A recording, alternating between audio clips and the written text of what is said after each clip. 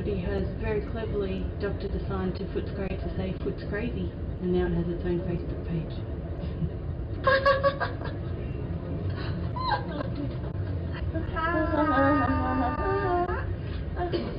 Do you own a Hills Hoist? Because I don't. I don't have a backyard. But it's fun. We used to have donuts on them when we were little, and we used to eat them like. I had a bucket of water and a paintbrush. I had to paint the fence. I remember growing up in a big Department of Housing place, and there was hundreds of kids everywhere, and within the place itself there was about 30, and it was just really good moving from somewhere where there were no kids to somewhere where I had people to play with all the time. And we got up to some mischief, and there was a huge mulberry tree in the back that we used to eat all the berries off.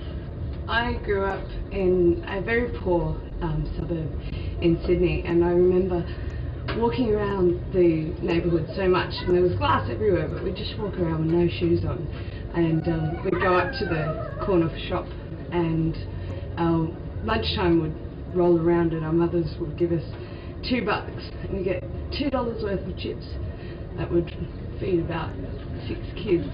Backyard cricket. That's it. Die quelque chose. Vas-y, dis quelque chose. Papa? The Hills Hoist means a lot to me because my mother was in front of a Hills Hoist when a good friend of ours took a photograph of her in a Russian coat and her head in a scarf, blurred, and he was trying to make a comment that she was caught between two cultures.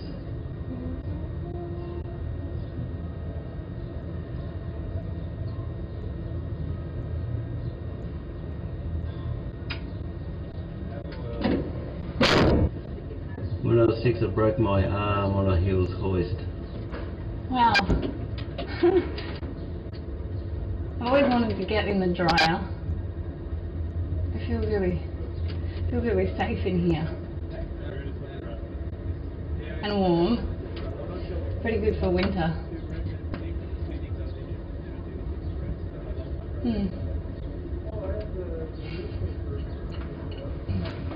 When I used to stay with my grandmother in Coburg, we'd go to down the street. I was just really young, so she put me in her Jeep and off we'd trundle, and we'd go into the op shop and I bought a Monopoly set for $1, and that was about 30 years ago. I still got it. I have a younger sister, and when she was about 3 or 4, she used to swing on absolutely everything.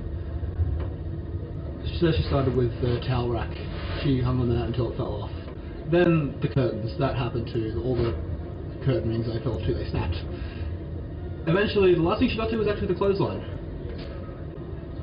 And it gradually started to sink and to sink and to sink.